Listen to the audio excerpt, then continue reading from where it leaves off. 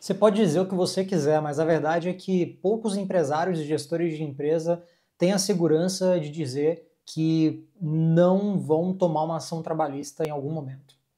A verdade é que o Brasil, as empresas aqui no Brasil, passam por isso tão recorrentemente. Tantas empresas e empreendedores que lutam com seus negócios, com suas empresas, fazendo o negócio funcionar, tirando o dinheiro do próprio bolso para que aquele negócio possa sobreviver em meio ao caos que é o Brasil.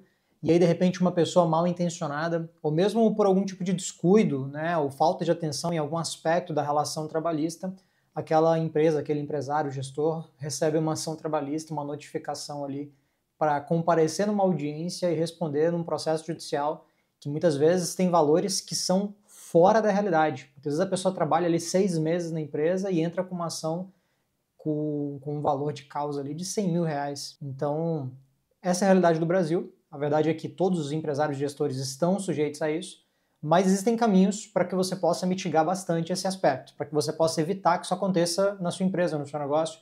Você que está à frente aí na liderança de alguma equipe, você que tem colaboradores PJ, né? Muitas empresas acabam contratando PJs, prestadores de serviço PJ, mas se sujeitam a um risco muito grande de tomar uma ação trabalhista e de ter o vínculo ali daquele PJ reconhecido judicialmente como um vínculo de emprego, porque acaba desconhecendo quais são os elementos que vão configurar um vínculo de emprego, qual que é a forma de você evitar que isso aconteça. E a nossa ideia aqui com o papo de hoje, nesse vídeo, é justamente te mostrar um pouquinho desses aspectos. Como é que você pode se prevenir para que isso não aconteça aí no teu negócio? Como é que você pode, como gestor, como empresário, tomar atitudes, precauções que vão garantir que o seu negócio esteja minimamente seguro do ponto de vista de passivos trabalhistas, de ações trabalhistas. Esse é o nosso objetivo com o vídeo de hoje.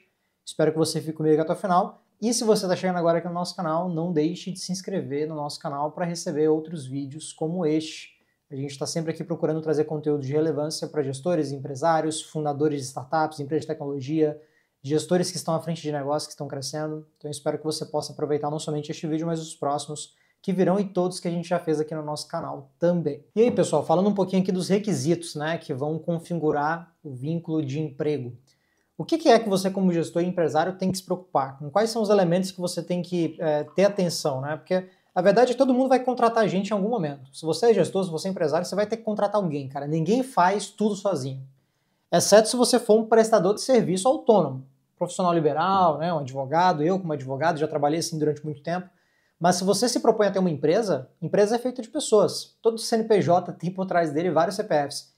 E a grande habilidade dos gestores, né, na verdade, a grande habilidade de quem está à frente de grandes empresas é liderança, é gestão. Não é necessariamente você saber tecnicamente algo. Provavelmente, não, na verdade não provavelmente, né, mas é quase que certo que os engenheiros da Tesla, por exemplo, sabem muito mais de engenharia do que o próprio Elon Musk. Mas é o Elon Musk que é o cara que é o catalisador daquela inteligência daqueles engenheiros, aloca aquilo de forma inteligente, dentro de um negócio, dentro de uma empresa, e faz uso desses recursos, tanto humanos quanto recursos financeiros, né, para alocar capital e fazer aquele negócio acontecer. Então você, como gestor, como empresário, você vai precisar de gente. A dúvida é, que tipo de pessoas eu devo contratar para o meu negócio? Eu contrato PJ ou eu contrato um CLT? A grande maioria das empresas, especialmente as pequenas e médias empresas, ou mesmo negócios de tecnologia, empresas digitais, acabam optando por contratar o famoso PJ, o colaborador PJ, um prestador de serviço PJ, porque é mais tranquilo, né, do ponto de vista financeiro, digamos assim. Você não tem ali a necessidade de cumprir uma série de obrigações que a legislação traz quando você contrata uma pessoa com carteira assinada, como o CLT. Então, os gestores acabam optando por contratar PJ porque é um pouco mais flexível, não somente para a empresa, ainda que na ponta a empresa vá pagar um pouco mais eventualmente do que pagaria para um CLT, você vai ter muito mais flexibilidade em relação àquele prestador de serviço, mas também existe o aspecto do lado do prestador, porque a grande maioria das pessoas que trabalha como PJ não entra nisso desavisado. Sabe como é que funciona o modelo, entende a estrutura desse modelo, porque permite mais autonomia, porque possibilita que mais dinheiro líquido, né, de forma líquida, caia no bolso daquela pessoa, então eles não entram desavisados. O ponto é, você como empresário, como gestor, tem que se atentar ao modo como você vai contratar essas pessoas. Como a grande maioria das empresas opta pelo PJ, especialmente no início, Tá? Você tem que tomar alguns cuidados para que esse vínculo PJ, esse contrato que tem natureza comercial inicialmente, não se torne um contrato de natureza trabalhista. Né? E isso pode acontecer na Justiça do Trabalho. Se a pessoa entrar com uma ação judicial e tiver provas ali contundentes de que aquela relação, ainda que fosse PJ no papel, na prática era uma relação trabalhista de emprego, você vai ser condenado não somente a pagar o que ela tem de direito do ponto de vista de encargos sociais, INSS, FGTS, férias, 13º, mas você vai pagar retroativo. Então, se você ficou ali com uma pessoa que você pagava R$ 8.000 por mês para ela, durante 2 anos, se essa pessoa entra com ação trabalhista e ela consegue o reconhecimento de vínculo, cara, vai ser uma cacetada. Vai ser uma puta grana que você vai ter que pagar para aquela pessoa. Então, muito cuidado com isso, tá? Muito cuidado com essas contratações. Se você vai contratar um CLT, você também tem que ter preocupações, porque o CLT, como eu disse, existem exigências legais. A legislação, a CLT, traz exigências legais para você contratar um CLT.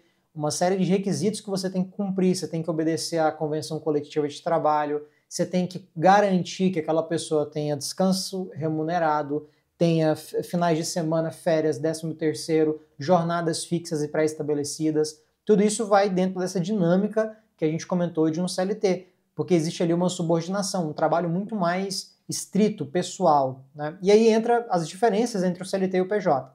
Então, em resumo, pessoal, se você vai contratar um PJ, tem que ter cuidado, se vai contratar um CLT, tem que ter cuidado também. Não tem como escapar disso. Tem negócio no Brasil, é isso, tá? É o custo do Brasil, você tem que se atentar a essas coisas. Se você decidiu contratar um PJ, qual que é a preocupação que você tem que ter? Aquele PJ ser realmente um PJ. E o que diferencia o contrato PJ do contrato CLT? Para que a gente possa sair desse vídeo aqui, você possa terminar este vídeo sabendo se no teu caso as contratações que você fez como PJ realmente são PJ, e se você por acaso está fazendo algo errado, você já pode ajustar essa conduta para evitar que no futuro isso se torne uma ação trabalhista aí nas suas costas, né? Que você tem que responder uma audiência ali numa ação trabalhista. Tá bebendo meu café porque faz bem, né? Vamos lá. PJ, pessoal, a primeira característica de uma contratação PJ é que não é uma contratação pessoalidade. Esse é o primeiro requisito de um vínculo de emprego, a pessoalidade. O que é a pessoalidade na prática? A pessoalidade significa que aquela pessoa que você contratou, ela não pode se fazer substituir por outra pessoa. Quando você contrata um CLT, assina a carteira de alguém, você fala e contratou o Joãozinho. O Joãozinho que você quer que faça o serviço. Não é outra pessoa. Ele não pode, por exemplo, hoje eu estou doente, eu vou mandar alguém no meu lugar. Isso não existe. CLT é CLT.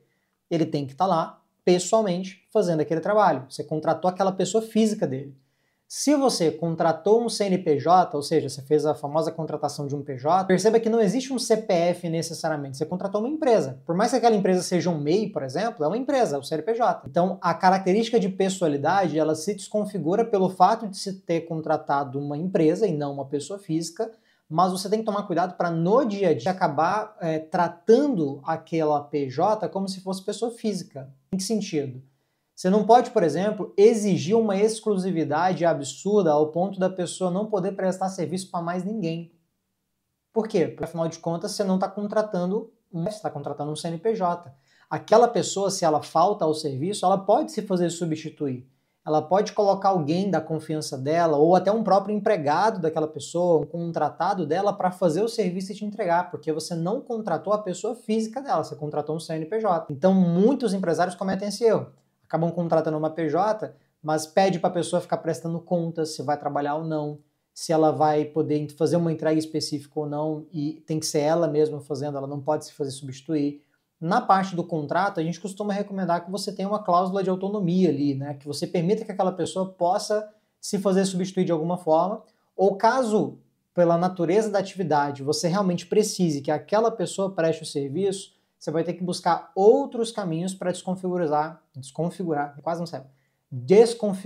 o vínculo de emprego, tá? Vamos para o segundo requisito. Pessoalidade é o primeiro. O segundo requisito é a remuneração, que é a onerosidade, a gente chama de onerosidade, o termo técnico disso, né? Que é a remuneração, você pagar alguém. Esse é o requisito que é inevitável. Seja CLT, seja PJ, você vai ter que pagar aquela pessoa. Ela tem que receber uma remuneração. Então, é o requisito que, assim, de todos os 4 que a gente vai trabalhar hoje, esse requisito não tem como você escapar. Esse vai estar presente em todas elas, tá? O outro requisito que você pode eventualmente desconfigurar é a subordinação. Então falamos da pessoalidade, falamos da onerosidade, vamos falar agora da subordinação. A subordinação é uma característica muito relevante na configuração de um vínculo de emprego. Porque quando você contrata um CLT, o CLT ele vai prestar aquele serviço de forma pessoal e ele vai te obedecer, né? Do ponto de vista assim, se eu falo para ele fazer X desse jeito que ele tem que fazer, ele vai fazer daquele jeito. Você dá as ordens, você determina a atividade que ele vai desempenhar, ou como ele vai desempenhar, e é isso. E se eventualmente você pedir para ele, ó, agora não é para fazer mais, você vai ficar parado aí 2 horas e não é para fazer nada, você pode fazer isso, em tese, né? Enfim, resguardadas as proporções. Mas você pode fazer isso, você é o contratante, você é o empregador. Você diz o que vai ser feito e o que não vai ser feito. Não existe uma autonomia técnica, não existe uma autonomia funcional naquela pessoa que foi contratada como CLT. Agora, se você contrata um PJ, não. O CNPJ é preciso que aquela pessoa, o contratado, tenha autonomia. Ele possa, de algum modo, prestar serviço de acordo com a técnica que ele conhece, de acordo com uma metodologia que ele próprio quer estabelecer. Ele tem que ter esse tipo de autonomia para que você possa descaracterizar a subordinação. Mas mais do que isso, você tem que lembrar que por ser um CNPJ, você não pode exigir algumas coisas que você exigiria de uma pessoa física lá, de um CLT. Você não pode ficar exigindo, por exemplo, que aquele CNPJ se vista com o uniforme da empresa. Por quê? Porque, afinal de contas, não é um CLT, ele é um CNPJ. Você pode exigir que ele se vista de forma apropriada ao ambiente, de forma apropriada, ele não pode chegar para mim de bermuda e camiseta. Você pode falar, não, para trabalhar aqui você tem que vir com o decoro ali, você vai vir de camisa e calça e um sapato. Tudo bem, isso é uma coisa. Mas não é para a pessoa em si. Você vai estabelecer no contrato com aquele CNPJ que não somente aquele CNPJ, a pessoa que representa ele, tem que se comportar desse modo, mas qualquer um que ela contrate para ocupar aquele papel e fazer aquela entrega. Isso é uma exigência razoável. Agora, exigir uniforme, exigir esse tipo de coisa, pode ser configurado como uma subordinação. Você está exigindo uma obediência, uma adequação que é típica de um vínculo CLT. Então tem que tomar cuidado com isso. E a subordinação é um critério que, assim, ele é realmente mais sensível, tá? Porque a linha que diferencia a subordinação do que é simplesmente, por exemplo, a pessoa seguir as regras da empresa, a política da empresa, é muito tênue, né? Existe uma distância ali pequena entre os dois cenários. Então é por isso que nesses casos a gente sempre recomenda que você procure uma assessoria, um advogado que possa te auxiliar, que tenha experiência, que tenha visto outros casos assim, para te ajudar a entender se no seu caso, na sua situação, você está passando esse limite ou não, né? Inclusive este vídeo está sendo patrocinado diretamente pelo Safe Back Office, que é o serviço de departamento jurídico para empresas da Safe. Esse departamento jurídico ele se coloca dentro da sua empresa, dentro da sua operação. Você vai ter uma equipe de advogados à sua disposição no dia a dia da operação, entendendo o seu negócio, conversando com você para entender as suas preocupações, quais são os riscos que a sua empresa está correndo, quais são as formas de mitigar isso e executar, entregar isso na sua mão. A gente vai entregar para você esse caminho. O Safe Back Office é um dos serviços mais completos de assessoria jurídica para empresas que nós conhecemos, talvez seja o mais completo do Brasil quando se trata de pequenas e médias empresas, porque nós realmente somos full service, né? O back office ele é um modelo de negócio que você vai entender que quando você contrata essa proposta do back office, você vai ter 100% de escopos do jurídico consultivo atendidos aí no seu negócio. Então, se você quiser saber mais um pouquinho sobre o back office, clica no link que está aqui na descrição para falar com a nossa equipe, tá? Por fim, o último critério, que é o critério da habitualidade. Esse também é um critério difícil de você desconfigurar 100%, porque a habitualidade, se você presta serviço de forma continuada, ainda que não seja todos os dias, mas se uma vez por semana aquele PJ presta serviço, durante um ano, uma vez por semana ele está lá prestando serviço, de algum modo é habitual, né? Existe uma habitualidade ali. Então tem que tomar cuidado aí para você... Aí entra aquelas questões, por exemplo, de registro de ponto, né? Onde é que está o registro de ponto? O registro de ponto é uma questão de subordinação, como eu comentei, subordinação é um critério que você tem que descaracterizar, mas também envolve a habitualidade. Você quer que a pessoa preste serviço das 8 às 18. Isso é uma habitualidade até mesmo dentro de uma janela. Você está comprando horas do CLT. No PJ você não compra horas, você compra uma entrega. Um escopo definido no contrato que você espera que seja entregue dentro de um período de tempo específico. Então é diferente, entende? A nuance ali é bem sutil, mas se você parar para pensar nas duas perspectivas, os dois contratos se diferenciam de forma bem clara quando você olha esses aspectos da habitualidade, por exemplo. Então, se você quiser desconfigurar a habitualidade, pense na perspectiva de que o mais importante para você, quando contrata um PJ, não é o tempo dedicado por ele, mas sim a entrega que ele está fazendo. Se ele fizer em 1 hora ou em 10 horas, pouco importa. Ele entregou o resultado que era esperado, ele entregou o resultado que é o escopo do contrato lá quando você contratou ele, então tá feito o trabalho, né? Claro que você pode pensar em aspectos ali que vão ser critérios mínimos de que a entrega vai ser feita de um modo adequado, porque, claro, um trabalho que é feito em 1 hora, muitas vezes vai ter menos qualidade do que um trabalho que é feito em 10, né? Não é sempre, não é uma regra, mas perceba que para uma mesma entrega, alguém entregar em 1 hora e em 10, a diferença é muito grande, né? Alguma coisa está errada aí em um dos dois casos, ou você está muito lento ou você está muito rápido. Então, a depender do tipo de entrega que você contratou aquela pessoa jurídica para fazer, é importante que você estabeleça ritmo para a coisa. E aí você pode pensar em alguns tipos de rotinas, reuniões, touch points com aquela pessoa para garantir que a entrega vai ser feita de acordo com o critério que você estabeleceu com ela. Então, a habitualidade é o quarto requisito. Como é que você faz para não ter risco de uma relação PJ se configurar como um vínculo empregatício e você tomar uma cacetada na Justiça do Trabalho? Basicamente, você tem que desconfigurar pelo menos 2 desses requisitos, né? Como a gente comentou, a habitualidade e a onerosidade é difícil de você desconfigurar. A habitualidade é um pouco mais fácil, mas a onerosidade é muito difícil. Você vai pagar aquela pessoa. Agora, subordinação, pessoalidade, a própria habitualidade em alguma medida, dá para você trabalhar aspectos no dia a dia que vão desconfigurar esses requisitos. E aí, quando você desconfigura eles, você não tem um vínculo de emprego. Para configurar vínculo de emprego, tem que ter os 4, né, de forma cumulativa, somada.